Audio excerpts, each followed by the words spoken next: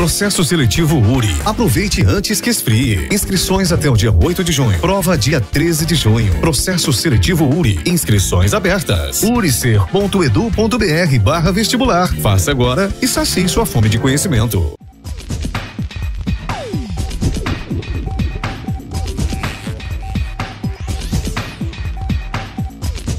Olá amigos, tudo bem? Estamos retornando com o nosso programa Expressão Universitária da URI Erechim.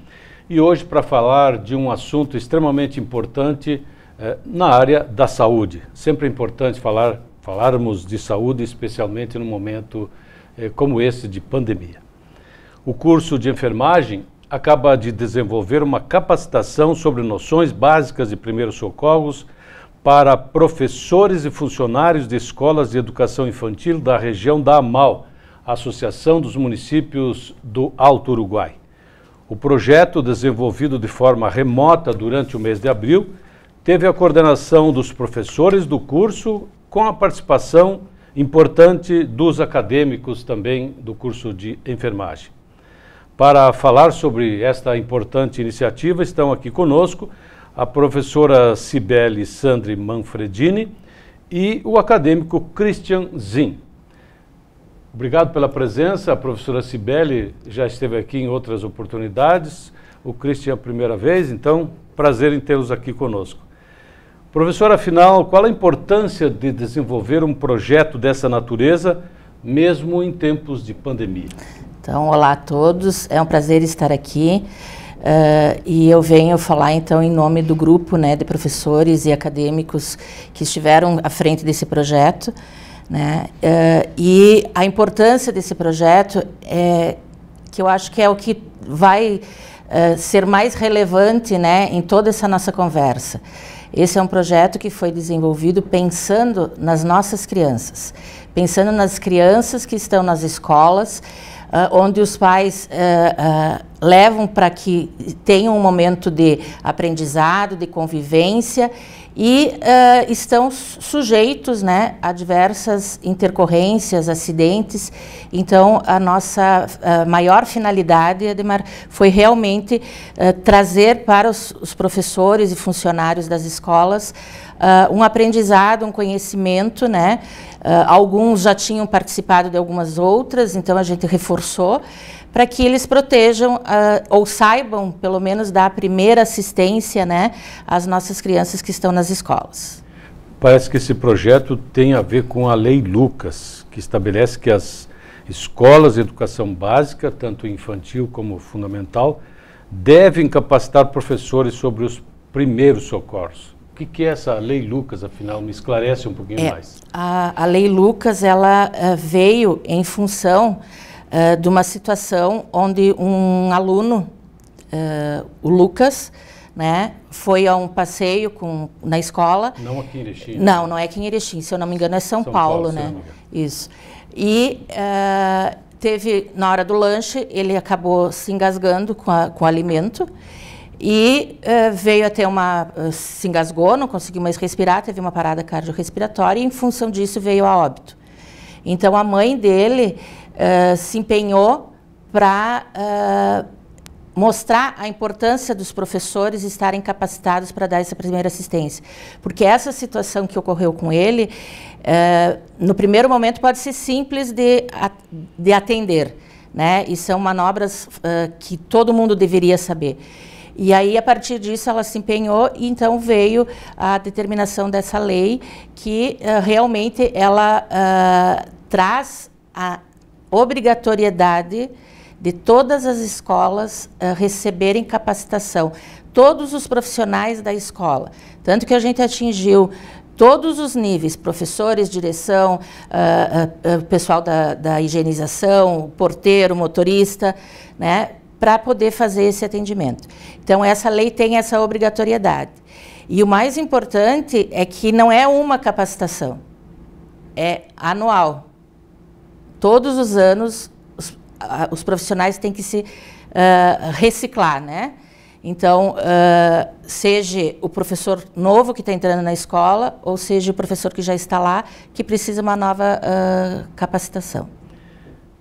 Tá bem, professor, depois nós voltamos a detalhar mais sobre isso, mas eu queria ouvir do Christian, como é que foi vocês, como acadêmicos, participarem desse projeto? Afinal de contas, lidar com saúde, aparentemente, para nós leigos, pode parecer uma coisa relativamente simples, mas não é, né, Christian? Então, bom dia a todos. Em nome dos acadêmicos do curso de enfermagem, especialmente da turma 2017, eu vou contar então um pouco como foi a experiência de nós. Quando a gente recebeu o convite das professoras, a gente não sabia a magnitude que esse projeto ia tomar, porque a princípio era para ser uma escola e depois abrangeu toda a região da MAU. Então foram mais de 25 escolas, 25 municípios, né?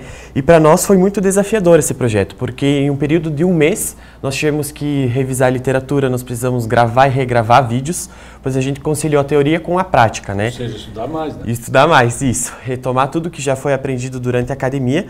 Então, teve uma grande preparação por trás disso, né? Então, as professoras, elas estiveram nos orientando, porque é como você disse, muitas vezes os professores, eles não têm a magnitude do que é o primeiro socorros, por trás disso, né? Então, esse projeto foi de grande valia, pois tirou nós da zona de conforto. Como disse, a gente precisou estudar bastante, a gente se deteu muito ao material teórico, né? E a gente viu que a enfermagem, ela não tem a importância da enfermagem, né? Ela não é só hospitalocêntrica, ela não é estar dentro do hospital. Ela é além disso, né? O ambiente escolar é de suma importância a enfermagem trazer a prevenção, a promoção em saúde. Então, o primeiro socorro nas escolas, ela é fundamental. O professor identificar qual forma, como atender um paciente, uma criança que está em parada ou está em convulsão, em desmaio. Então, os escolares ter isso vivenciado em algum dia, é de suma importância as escolas terem o conhecimento sobre isso.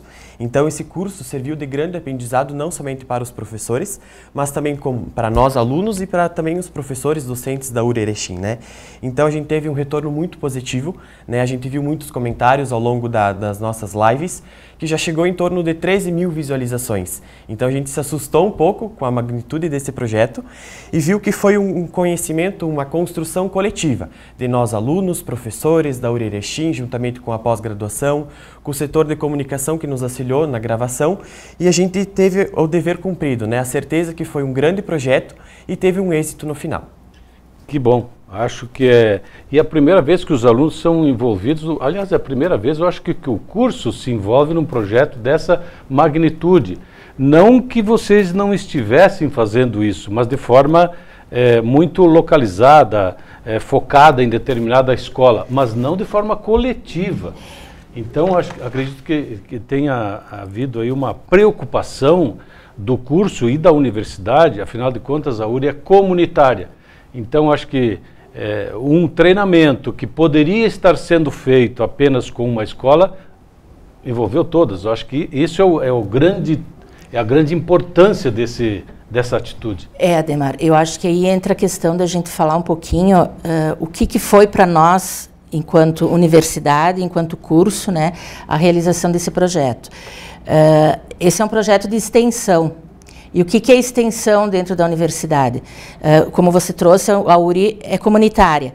Então, tem tudo a ver com a extensão. A extensão é importante e é necessário que a gente agregue a universidade, o acadêmico e a sociedade. Então, para você desenvolver extensão, tem que ter esses três lados, né, esses três públicos envolvidos.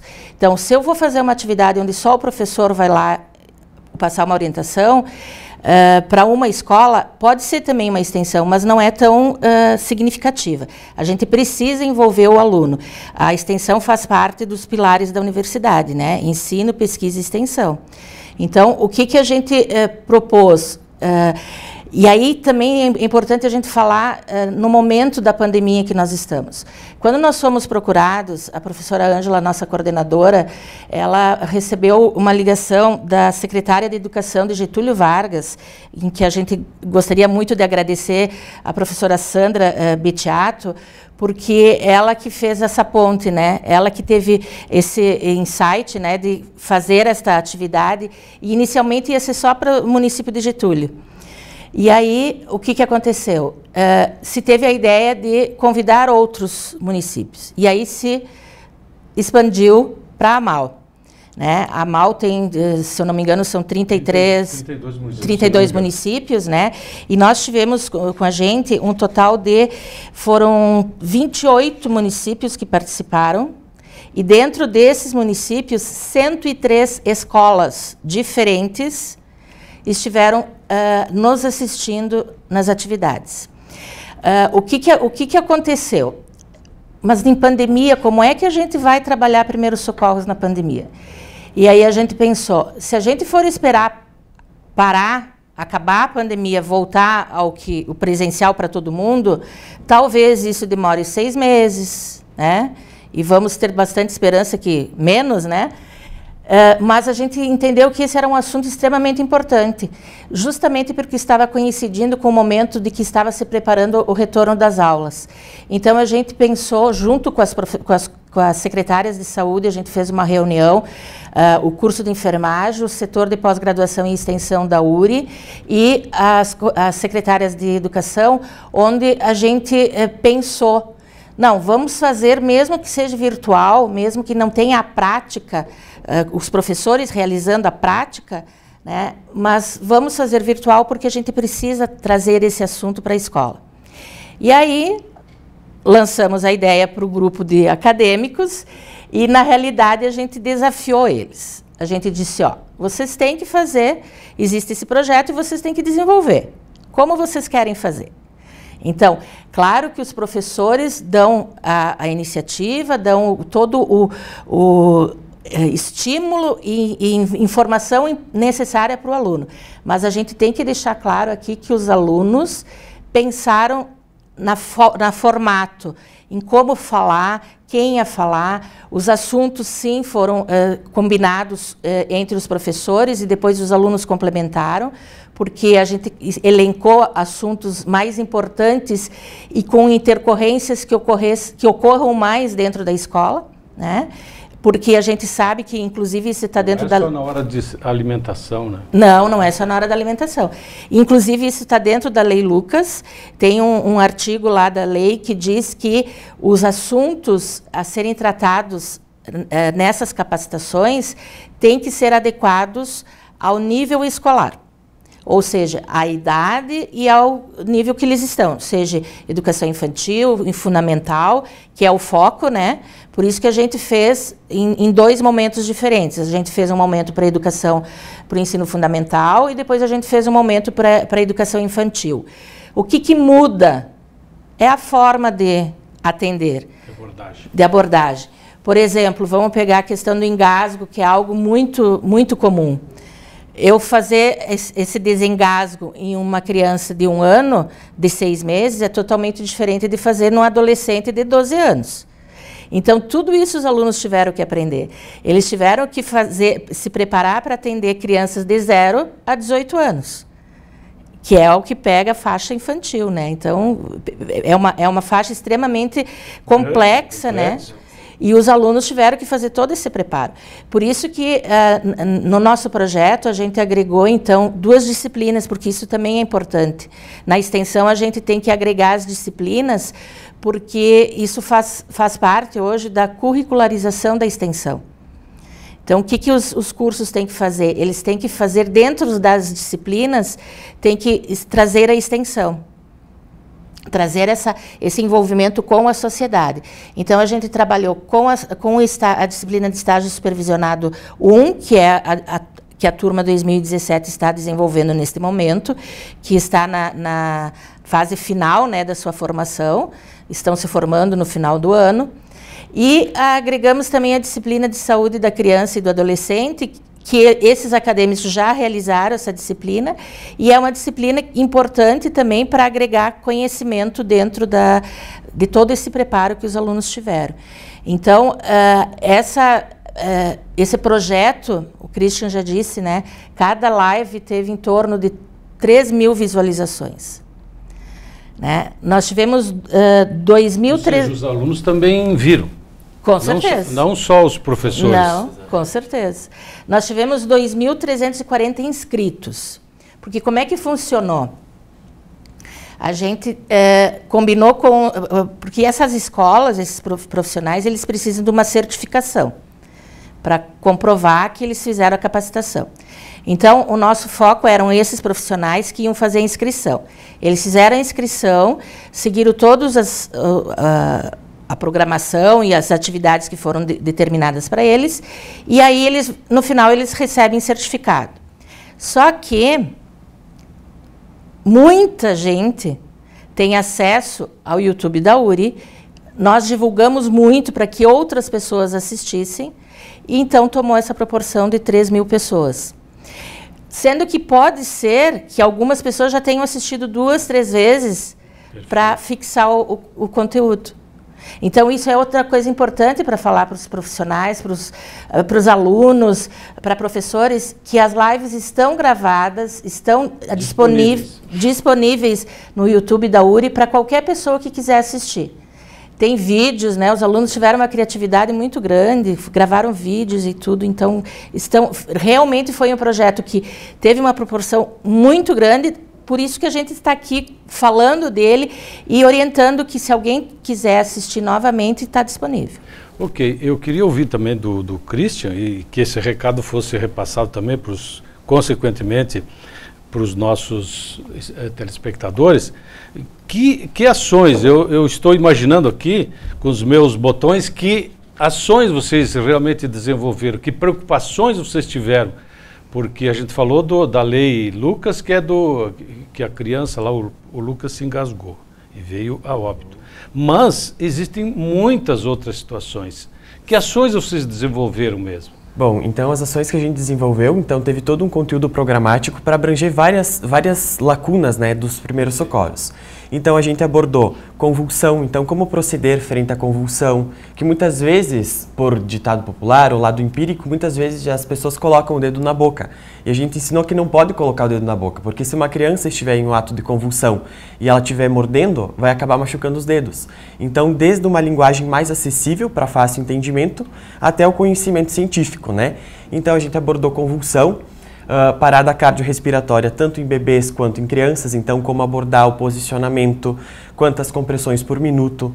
Então foi um protocolo que a gente seguiu para melhor entendimento desses professores e de quem estava nos assistindo. Além do mais, nós colocamos então tópicos como desmaio, pré-desmaio, lesões oculares, né, como abordar então quando uma criança acabar se ferindo na escola com lápis, caneta, ou introduzir algum objeto no olho, né, porque pode ser que venha acontecer em algum momento no ambiente escolar. Então, criança a gente pode esperar tudo. De tudo, né, e eles não têm noção do perigo. Então, quando vê aconteceu e os professores muitas vezes eles não têm esse conhecimento, eles acabam se assustando. Então, esse curso de capacitação ele veio para auxiliar então, como abordar esses episódios no ambiente escolar?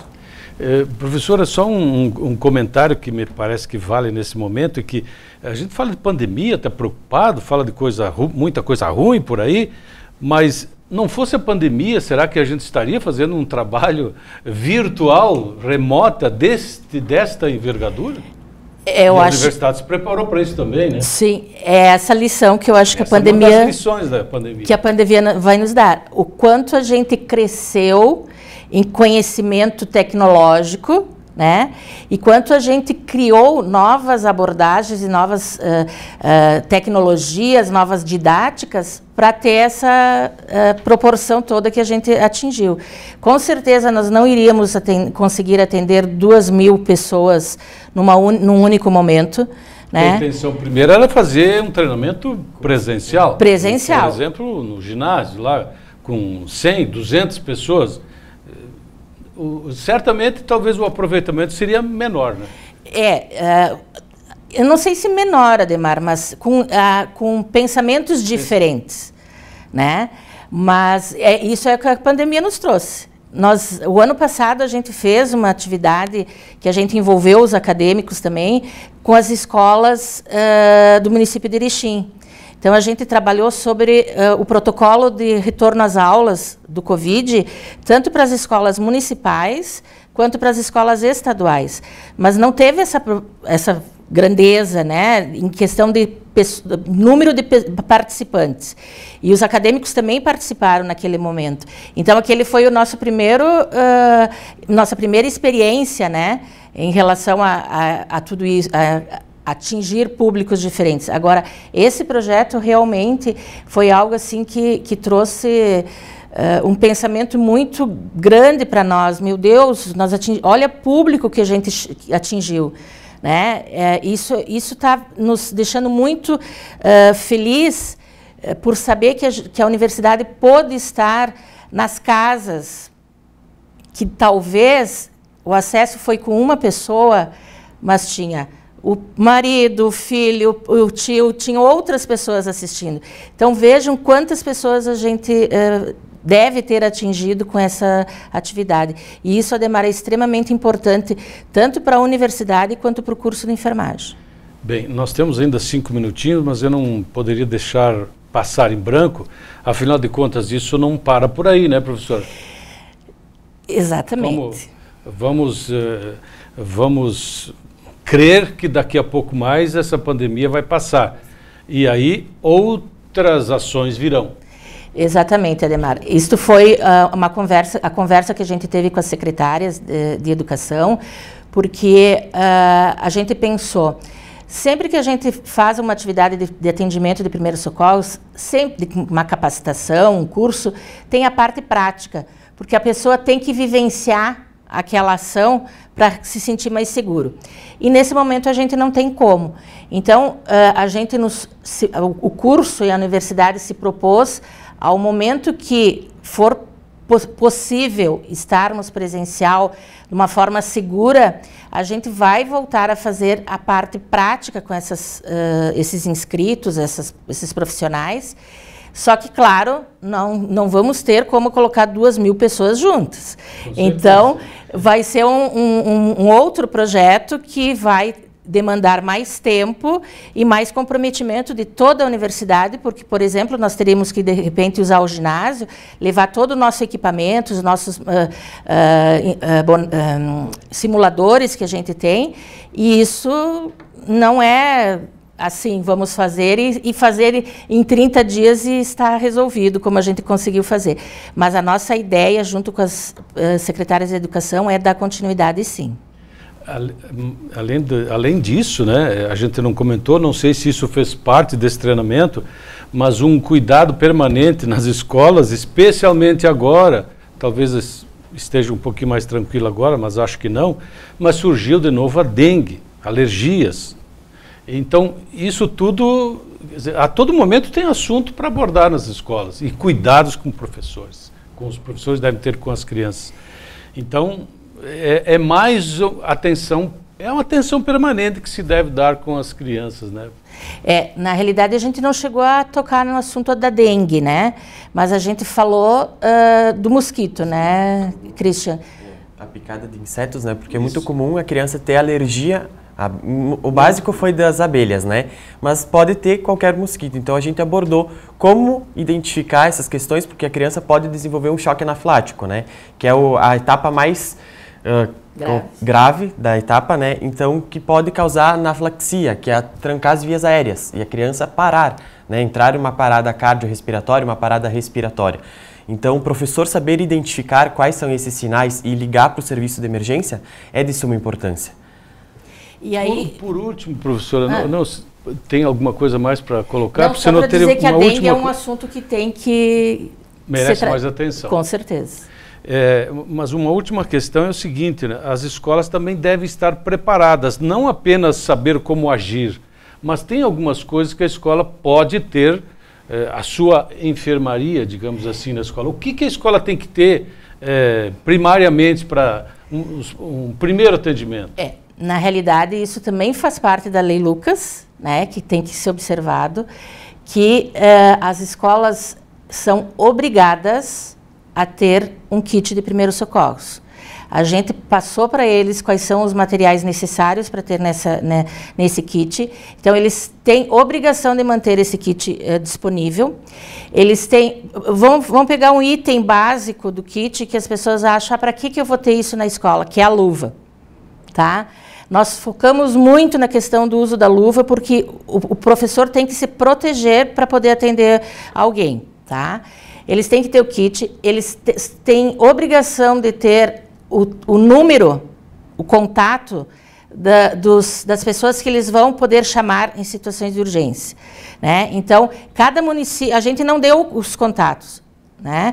Porque cada município é diferente. Então, tem o seu, né? Se for aqui em Erechim, a gente sabe, liga para o SAMU, né? Na primeira, agora tem municípios que não têm o SAMU. Então, eles são obrigados a fazer isso e ainda dentro da escola eles têm que formar uma equipe que vai atuar nesses momentos, porque você tem que dar atenção para a criança, você tem que chamar o serviço e você tem que lembrar, extremamente importante, de chamar os familiares, que não pode deixar de chamar os familiares. E aí, dentro de todo esse preparo, a gente lançou, né, teve a audácia de lançar, para que esses professores e secretários comecem a pensar em ter o profissional enfermeiro dentro das escolas. Que já existe, inclusive, especialização do enfermeiro escolar.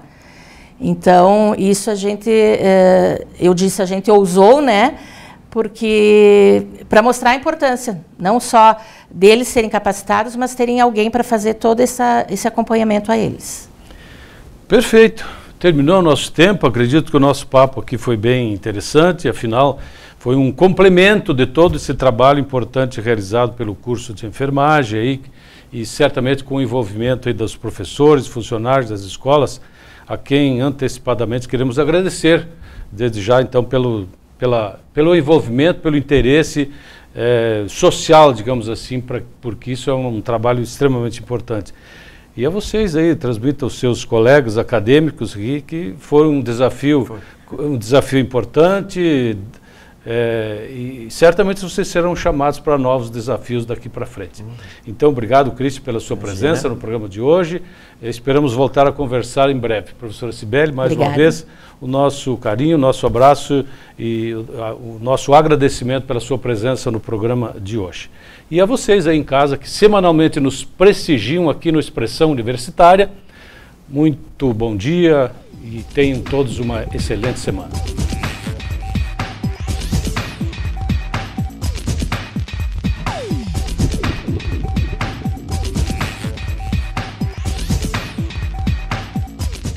Processo seletivo URI. Aproveite antes que esfrie. Inscrições até o dia 8 de junho. Prova dia 13 de junho. Processo seletivo URI. Inscrições abertas. uricer.edu.br/vestibular. Faça agora e sacie sua fome de conhecimento.